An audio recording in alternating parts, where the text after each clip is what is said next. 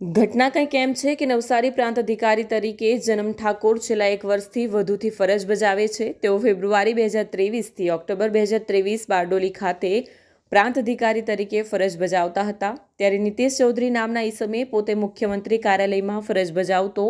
કર્મચારી હોવાની ઓળખાણ ફોન ઉપર આપી ગુજરાત જમીન પાચવા પર પ્રતિબંધ અધિનિયમ 2020 હેઠળ કોઈક ઉપર ફરિયાદ કરવા જણાવ્યું હતું. તે વખતે પ્રાંત અધિકારીને ફોન ઉપર આરોપી ઉપર શંકા ગઈ ન હતી અને આ મામલે કાયદેસરની સલાહ ફોન ઉપર પ્રાંત અધિકારી દ્વારા આપવામાં આવી હતી. 23 ઓક્ટોબર 2024ના રોજ ફરીથી નિતેશ ચૌધરી દ્વારા પ્રાંત અધિકારી જન્મ ઠાકોરને ફોન કરી નવસારી તાલુકામાં આવેલા ગણેશ સિસોદરા ગામે જમીનનો એક કેસ પ્રાંત નવસારીમાં ચાલે છે અને તે કેસમાં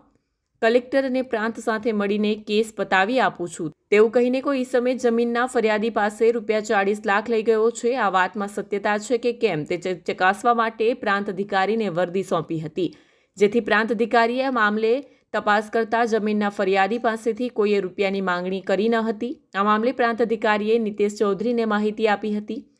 નવસારી પ્રાંત અધિકારી જનમ ઠાકોર દ્વારા ગણેશ સિસોદરાની 73 AA વાળી જમીનમાં એક આરોપીને દંડ કર્યો હતો, જેમાં આ નકલી સીએમ ઓફિસના કર્મચારીએ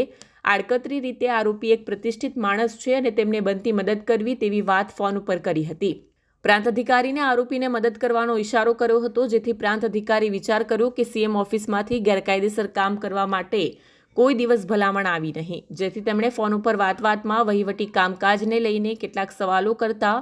આરોપી નકલી અધિકારી હોવાનો તેમને શક મજબૂત બન્યો હતો અને તેમણે આ મામલે ખાનગી રીતે તપાસ કરતા ખબર પડી કે આરોપી નિતેશભાઈ ચૌધરી બારડોલી તાલુકામાં આવેલા મઢી ગામનો વતની છે અને સીએમ ઓફિસમાં કામ કરતો નથી, જેથી તેમણે નવસારી ગ્રામ્ય પોલીસ મથકમાં આ અધિકારી વિરુદ્ધ ફરિયાદ આપતા આજે ગ્રામ્ય પોલીસે આરોપી નિતેશ ચૌધરીની ધરપકડ કરી છે. તારીખ 5/1/2024ના રોજ ફરિયાદી શ્રી જનમભાઈ દેવાંગ ઠાકોર જે પ્રાંત અધિકારી શ્રી નવસારી તરીકે ફરજ બજાવે છે એમને નવસારી રૂરલ પોલીસ સ્ટેશનમાં આવીને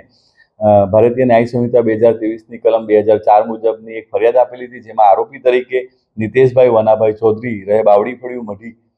વાસ્કુઈ તાલુકો બારડોલી જિલ્લો સુરતના વિરુદ્ધમાં એક ફરિયાદ આપેલી. જે ફરિયાદની હકીકત એવી હતી કે જ્યારે આ પ્રાંત અધિકારી શ્રી નવસારી જનમભાઈ ઠાકોરનાઓ ફેબ્રુઆરી 2023થી ઓક્ટોબર 2023ના સમયગાળા દરમિયાન બારડોલી પ્રાંત તરીકે ફરજ બજાવતા ત્યારે એક ઈસમ નિતેશ ચૌધરી નામના પોતાનું બતાવીને સુરત જિલ્લાનો બારડોલીનો વતની છે તેવું કહીને અને મુખ્યમંત્રી શ્રી ગુજરાતના કાર્યાલય ખાતે ફરજ બજાવે છે એવી ઓળખાણ આપીને તેઓના અંગત એક કામ બાબતે ચર્ચા અર્થે ટેલિફોનિક વાત કરેલી હતી કે જેનો મોબાઈલ નંબર છે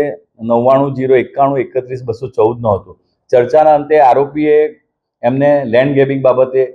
ગુના બાબતે ચર્ચા કરેલી હતી. તે સમયે આરોપીની વાતચીત પરથી જે પ્રાંત અધિકારી જનમ ઠાકોર સાહેબનાઓને એવું જણાયેલ નહીં કે શંકા ગયેલ નહીં કે આ ઢોંગી છે કે ખોટી રીતે મુખ્યમંત્રીશ્રીના કાર્યાલયની ઓળખાણ આપે છે. બાદમાં જ્યારે એમની બદલી નવસારી પ્રાંત તરીકે થઈ ત્યારે આ જ આરોપીએ 22 કે 23/10/2025ના રોજ ફોન કરીને જણાવેલું કે ગણેશ સિસોદરા કરીને નવસારી તાલુકાનું એક ગામ છે જેની બાબતે એક ફરિયાદી એમની પાસે મુખ્યમંત્રીશ્રીના કાર્યાલયમાં આવેલ છે. એમણે જણાવેલું કે એક લેન્ડ ગ્રેબિંગના કેસમાં કલેક્ટર અને પ્રાંત સાથે મળીને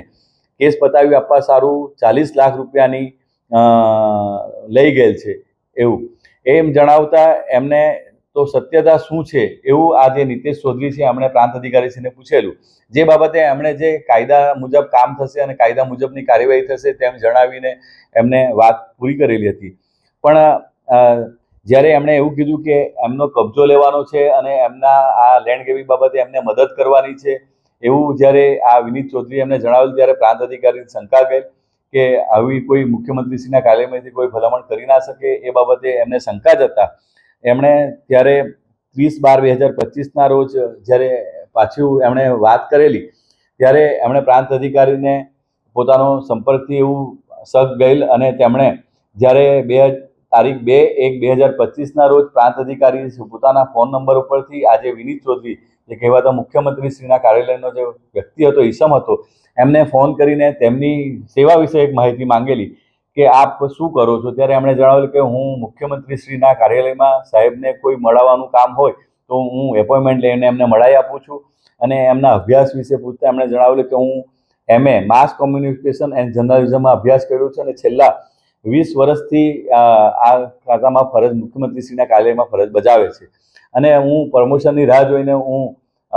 દિલ્હી ખાતે જવાની ગણતરી પણ ધરાવું છું, એ રીતેની બધી વાતો કરેલી. અને જે અંતમાં એમણે કીધેલું કે આ બાબતે આ જે ઈસમ છે એને લેન્ડ ગ્રેબિંગમાં કબજો અપાવીને મદદ કરવાની છે, એ બાબતે શંકા જતા એમણે એમની ટેલિફોનિક વાતચીત કરીને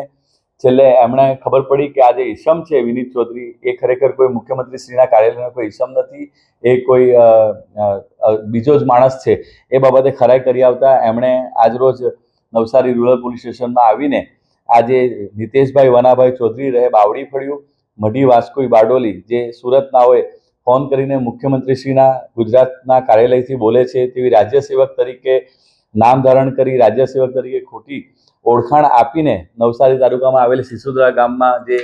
પટાવટ માટે જે 40 લાખ રૂપિયાની જે ઈસમે માંગણી કરેલ છે તે બાબતેની ખોટું છે એવું જણાય આવતા એના વિરુદ્ધમાં આજરોજ ફરિયાદ આપેલ છે અને જેની તપાસ પીએસઆઈ શ્રી પટેલ નાઓ હાલ કરી રહ્યા છે. આરોપીની ધરપકડ કરી લેવામાં આવેલ છે અને આગળની તપાસ ચાલુમાં છે.